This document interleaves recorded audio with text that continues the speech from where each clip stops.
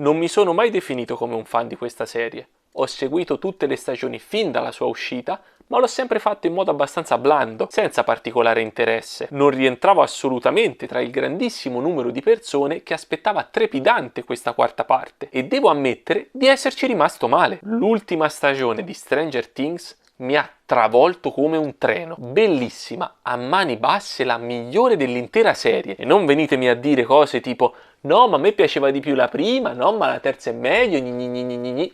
No, pensate che io della seconda e della terza a fatica ricordo qualcosa. La quarta stagione le mangia vive le altre tre. Manco Eren Yeager col almeno fino a dove siamo arrivati, visto che per le ultime 2 puntate dovremo aspettare il 1° luglio. Cominciamo con il fattore che mi ha maggiormente stupito ed ha da subito catturato la mia attenzione: il tono e l'atmosfera horror che a gamba tesa hanno invaso la serie. Era questo quello che avevo sempre voluto vedere in Stranger Things fin dalla sua prima stagione. Il sottosopra, i demogorgoni, il mind flayer, e nonostante tutte queste cose, con le quali si poteva fare veramente ciò che si voleva dal punto di vista visivo, la serie non si era mai sbilanciata verso sequenze puramente horror, nonostante le grandi potenzialità che aveva. E non è che di punto in bianco sia diventata Hill House, badate bene, stiamo pur sempre parlando di una serie indirizzata anche ad un pubblico teen, quindi principalmente resta un prodotto che gioca tra dramma e commedia. Ma se nelle altre stagioni i punti di riferimento erano film come I Goonies o Stand By Me, nella quarta è stato cambiato il tiro. Ora ci si ispira maggiormente agli horror, splasher e Splasher ho detto, beh? Ho detto... ho detto splasher, beh? Ora ci si ispira maggiormente agli horror, slasher e splatter di quegli anni. Venerdì 13, Non aprite quella porta, La casa, ma soprattutto Nightmare. A rimarcare la vicinanza con quel filone di film, oltre ad essere direttamente citati nella serie, è anche la presenza nel cast di Robert Englund, celebre interprete proprio di Freddy Krueger. Non potevo davvero chiedere di meglio. Sono rimasto a dir poco entusiasta da questa variazione assunta da Stranger Things. È un po' come se avessero voluto riproporre lo sviluppo alla Harry Potter, dove la crescita dei ragazzi protagonisti influiva gradualmente sui toni dei film, facendoli diventare sempre più cupi e oscuri. Se le sequenze horror funzionano così bene all'interno di questa quarta stagione, è anche grazie ad un comparto tecnico maestoso, fotografia stupenda, musiche eccezionali, sia quelle proprie della serie che i brani scelti di quegli anni, effetti speciali e visivi ottimi, tranne in un paio di circostanze che non mi hanno fatto gridare al miracolo, ma reggono nella stragrande maggioranza della serie. D'altra parte, con un budget di 30 milioni a puntata per un totale di 270 milioni, Stranger Things si eleva a vero e proprio colossal per Netflix, come testimoniato dalla solita intro con il logo di Netflix modificato con l'ormai celebre sfondo del sottosopra, un cambio di immagine al marchio di presentazione alla pari delle major hollywoodiane con i loro blockbuster di punta. Ma lasciando da parte tutti questi fattori, ad impressionarmi maggiormente sono stati regia e montaggio. 2 delle mie 3 scene preferite hanno un montaggio alternato, cioè quel tipo di montaggio che ci mostra spezzoni di una scena che sta avvenendo in un luogo, intervallati da spezzoni di un'altra scena che sta accadendo in un altro luogo, veramente pazzesco. E la regia in alcuni casi arriva a toccare picchi altissimi, soprattutto nelle inquadrature di raccordo, quel tipo di riprese che hanno il compito di farci passare da una scena ad un'altra. Ma come per gli effetti visivi, anche per la regia in un paio di circostanze si poteva fare meglio. Di questo ne parliamo tra poco. 2 paroline al volo su come è impostata la storia prima di fiondarci nella parte spoiler della recensione e venire quindi alla ciccia. Mai come in questa quarta stagione, Stranger Things è una serie corale. Vengono seguite 3 storyline principali, ognuna delle quali si divide in un numero di sottotrame veramente cospicuo e purtroppo non risultano tutte ugualmente interessanti. Bellissimo quando in una serie si riescono a seguire ed approfondire maggiormente tutti i personaggi, possibilità che ad esempio viene a mancare nei film dato il ridotto minutaggio, ma quello che mi viene mostrato deve essere interessante in egual misura, come accadeva nel Trono di Spade, per citare una serie che ha fatto di questa caratteristica il suo maggiore punto di forza. Se no, ogni volta che ci si sposta dalla trama principale per virare su altre trame, non solo mi sento leggermente scocciato, ma il mio unico pensiero è quello di tornare il prima possibile a ciò che stavo precedentemente vedendo. Questo è purtroppo l'unico grande difetto della quarta stagione. Non che quello che ci viene mostrato sia brutto, gli episodi durano tutti sopra l'ora, il più lungo arriva anche all'ora e 40 e difficilmente ci si annoia, solo che non è tutto entusiasmante allo stesso modo. Visto che abbiamo accennato alla durata degli episodi, che raggiunge minutaggi abbastanza insoliti per una serie TV, vi dico che per questa caratteristica la serie non è proprio congeniale al binge watching. Secondo me sarebbe stato meglio, in questo specifico caso, per quanto solitamente lo odi, un rilascio settimanale, invece di dividere la serie in due parti e rilasciare gli ultimi episodi dopo un mese. L'ultimo episodio durerà ben 2 ore e mezza, praticamente un film, ma devo dire che questa idea non mi dispiace affatto, mi sa proprio di evento. Sono contento di questa scelta, la preferisco al dividere il minutaggio in più puntate da circa un'ora. Adesso direi che è arrivato il momento di scendere nel dettaglio con la recensione, quindi se non avete visto la quarta stagione di Stranger Things non proseguite con il video, gli spoiler cominciano tra 3, 2, 1. Per farvi capire perché questa stagione mi abbia colpito così tanto, vi descrivo brevemente alcuni miei pensieri durante il primo episodio. C'è Chrissy, questa cheerleader, fidanzata del capitano della squadra di basket, che ha delle visioni. Ecco il solito stratagemma di questa che vede le cose, il gruppetto cercherà di aiutarla e da qui ripartirà il conflitto con il sottosopra. Poi verso la fine della puntata arriviamo nella roulotte di Eddie, ripartono le visioni e notiamo qualcosa di diverso. Atmosfera inquietante, luci azzeccate, inquadrature interessanti e il trucco della madre che richiama quello dei ragazzi posseduti in La casa di Sam Raimi. Una sequenza puramente horror, niente male, ma nella mia testa c'era sempre il problema che alla fine queste visioni risultassero innocue e invece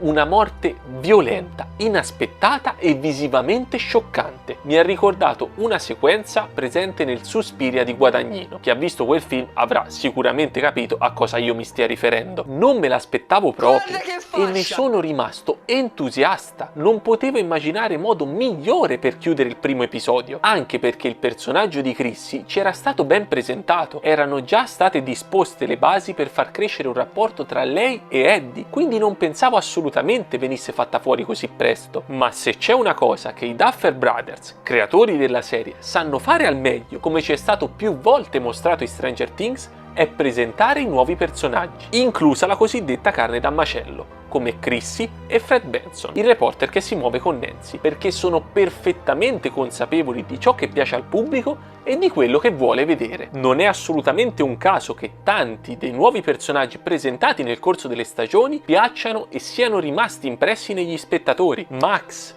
Murray, Alexei, Robin e di nuovi Enzo, che sono convinto morirà nelle ultime 2 puntate, ma soprattutto Eddie, vera new entry di questa stagione, si è ormai di fatto unito al gruppo di amici ad Hawkins ed è entrato subito nei cuori degli spettatori, me incluso. Stravedo per lui fin dal primo episodio, è diventato il mio personaggio preferito scalzando Steve e nella mia testa, caro Eddie, io e te siamo migliori amici e giochiamo ogni sera a D&D. Proprio il mio stravedere per questo personaggio aveva suscitato in me una nuova preoccupazione alla fine del primo episodio. Temevo infatti che dopo la morte di Chrissy, Eddie sarebbe stato parcheggiato da qualche parte e non lo avremmo quasi più visto. Fortunatamente ciò avviene solo per 2 o 3 puntate. Non il massimo, ma almeno poi Eddie torna ad essere attivo all'interno della storia. Storia che, devo ammettere, ho trovato molto interessante, almeno per quello che succede ad Hawkins, con tutte le sottotrame del caso. Mi è molto piaciuta come la storia di Victor, che inizialmente sembra quasi una leggenda del posto buttata lì tanto per, si ricolleghi perfettamente a Vecna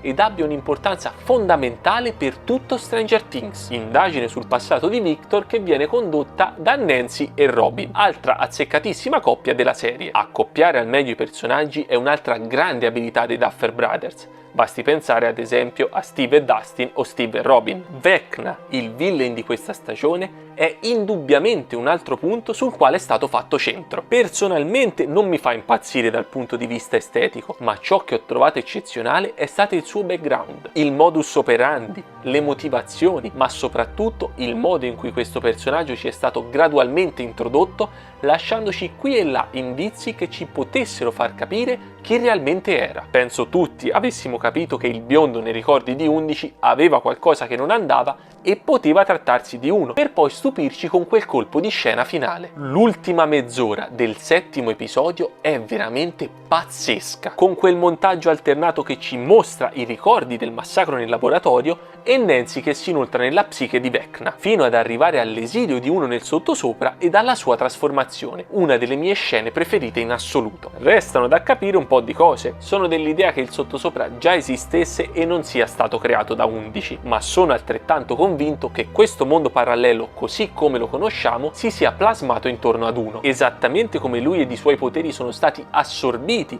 e si sono trasformati per diventare parte integrante di questo universo. Credo che anche esso abbia preso forma da uno ed i suoi ricordi, una sorta di scambio reciproco. Ma in tutto questo cosa c'entra il Mind Flayer? Lui e i Demogorgoni sono parte o sono stati creati da uno? Perché Vecna ha cominciato ad agire soltanto adesso e c'è un significato dietro al suo modus operandi? Penso e spero che la risposta a tutte queste domande arriverà nei prossimi episodi e non vedo l'ora di scoprirle. Prima di chiudere con l'argomento Vecna, ci tengo a fare un plauso all'attore che interpretava uno, veramente eccezionale. È riuscito a restare in quella sottile via di mezzo dove si capiva che c'era qualcosa che non andava, ma allo stesso tempo non si poteva fare a meno di fidarci di lui, per poi cambiare completamente non appena gli viene estratto il chip ed è libero di scatenare tutta la sua furia. Un'interpretazione veramente ottima. Era molto più inquietante la sua versione umana rispetto a quando si trasforma in Vecna. Tutto merito dell'attore. È in generale tutto ciò che accade ad Hawkins ad essermi piaciuto da impazzire. La sottotrama che segue Lucas, un personaggio che non è mai stato perfettamente definito e ci sta. Lui è in quella delicata fase dove non riesce a capire ciò che vuole. Si è stufato di essere un perdente e vorrebbe essere popolare, ma a lui non piace quel tipo di gruppo. Preferisce di gran lunga giocare a D&D con i suoi amici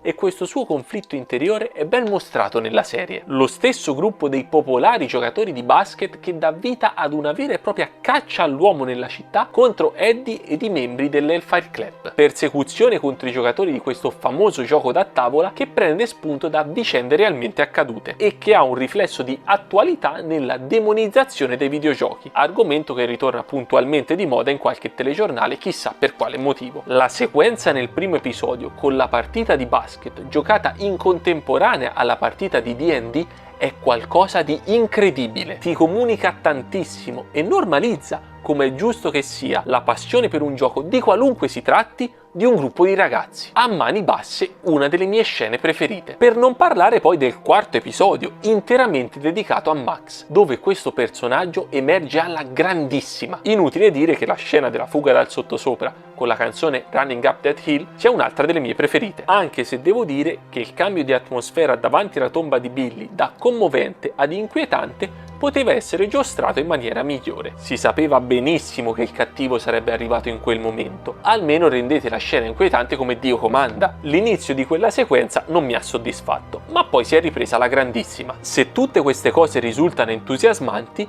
di contro ci sono le altre due storie che vengono seguite nella serie, quella di 11 e quella di Hopper. Concentriamoci sulla prima. Per me, tutta la parte di 11 bullizzata nella nuova città non ha alcun senso di esistere. Ok che non ha più i poteri, ha perso Hopper, si sente vulnerabile e tutto quello che volete, ma questa ha smaterializzato Demogorgoni, combattuto il sottosopra, ucciso persone e si fa bullizzare dalla prima squinzia bionda che arriva. E quando finalmente reagisce e gli dà una pattinata nei denti, Mike, il fidanzato, che dovrebbe essere dalla sua parte, la guarda così. Che cosa hai fatto? Manco fosse il peggio mostro, peggio dei Demogorgoni, ma pure Nartra gliene doveva dare di pattinata nel muso, anzi Carretto pure Nanno, la doveva prendere a calci dopo 2 giorni. Poi per una cosa del genere viene arrestata, la stanno a portare nel carcere minorile, boh. Io non so come funziona in America, ma mi è sembrato un tantino esagerato. Dopo questa sequenza di assurdità, 11 prende parte al progetto Nina per riacquisire i suoi poteri e la cosa si fa già più interessante, anche se a vederla di nuovo bullizzata, che du palle, ma già meglio di prima. Invece Mike, Will Jonathan e il nuovo Argyle. Ricordate quando ho detto che sono bravi coi personaggi, bla bla bla bla? Argyle no, Argyle fa schifo. Di Argyle non ce ne frega nulla. Vengono proprio lasciati da parte. Nell'ora e 40 del settimo episodio nemmeno si vedono. Ogni volta che c'era una scena con loro avevo la tentazione fortissima di skipparla. Personaggi veramente inutili buttati lì. Penso che alla fine loro salveranno in qualche modo 11 dal governo. Ma anche questa trama di una parte del governo che dà la colpa a 11 e la vuole morta, per me si poteva benissimo tagliare tutto. Nulla di interessante. Probabilmente il fatto che Mike e Will siano stati quasi completamente accantonati è un altro dei motivi che mi ha portato ad apprezzare così tanto questa quarta stagione. Tutti e due, insieme ad 11, mi sono sempre stati fortemente sulle palle. Ma passiamo adesso alla terza storyline seguita, quella di Hopper, che se possibile è anche più inutile di quella del gruppo dei personaggi appena citati. Almeno quello che fanno Mike, Will, Jonathan e il fattone delle Hawaii è collegato per vie traversissime a quello che sta succedendo ad Hawkins. Invece la storia di Hopper prigioniero è proprio una cosa a sé, completamente scollegata da tutto il resto. Premesso che poi tutta la vicenda per me non ha il minimo senso. Il fatto che Hopper sia sopravvissuto in questo modo all'esplosione è quanto di più stupido e assurdo potessero pensare. Sarebbe di gran lunga stato meglio farlo andare nel sottosopra come tutti avevamo pensato e farlo diventare una sorta di sopravvissuto in chiave ultra drammatica alla Jumanji. Mi avrebbe decisamente divertito di più questa possibilità. Il suo ricongiungimento con Joyce poi è pure toccante. La scena è portata su schermo molto bene, ma di tutta quella roba al limite dell'inverosimile, con loro che sopravvivono allo schianto dell'aereo, l'intrusione nella prigione più sorvegliata della Russia, Hopper che grazie a qualche santo riesce a non beccarsi una pallottola durante la sua fuga e riesce pure a vincere un corpo a corpo contro un militare russo dopo mesi e mesi di prigionia, torture e lavori forzati. Di tutta quella roba a me non fregava assolutamente un cazzo. Per non parlare poi della scena di lotta stile gladiatori, con Hopper che ha preso sta bottiglia d'alcol, c'ha l'accendino, sembra che vuole fare chissà che, te dici mo fa una molotov, dà fuoco al demogorgone, spacca tutto, invece fa sto lumino fiaccola in cima a sta lancia con mezza bottiglia, l'altra mezza la fionda in terra, poi l'accendino non parte e sta lì e vuole fare, ma che è? Quella roba lì, che è? Uno schifo. Ecco che roba è. Io volevo vedere Hawkins, tutto quello che stava accadendo lì. Fine. Se nessuno dei personaggi in Russia, tra Joyce, Hopper e Murray, ci lascia le penne, io sbrocco, perché diventerebbe qualcosa di veramente troppo ridicolo. Nemmeno la banda di Scooby-Doo ne ha passate così tante e ne è sempre uscita indenne. E questo discorso si può benissimo estendere a tutti gli altri personaggi della serie. Qualcuno dei protagonisti deve morire. Punto. Non che le parti di Hopper o quelle riguardanti 11 siano noiose, per carità, si lasciano guardare, ma non arrivano minimamente al livello di ciò che ci viene mostrato nella città principale della serie con Vecna. Spero vivamente che nelle ultime 2 puntate il trend continui ad essere quello che ci hanno mostrato finora, con quei pesantoni di Will e Mike fuori dai giochi, ma sappiamo tutti che in un modo o nell'altro l'intero gruppo finirà per riunirsi ad Hawkins e sconfiggere il cattivone di turno. Al momento non riesco a figurarmi come, perché abbiamo lasciato i personaggi in situazioni abbastanza critiche, Nancy su tutti, che sta subendo un attacco da parte di Vecna, ma credo proprio che riuscirà a salvarsi in qualche modo. Ha ancora tanto da dire nella serie, non ci resta che aspettare il 1° luglio e scoprirlo. Probabilmente prima di quella data farò uscire un altro video su Stranger Things con qualche teoria e un gioco sulle probabili morti negli ultimi 2 episodi. Ho da poco iniziato il rewatch dell'intera serie, come detto questa quarta stagione mi ha proprio preso bene.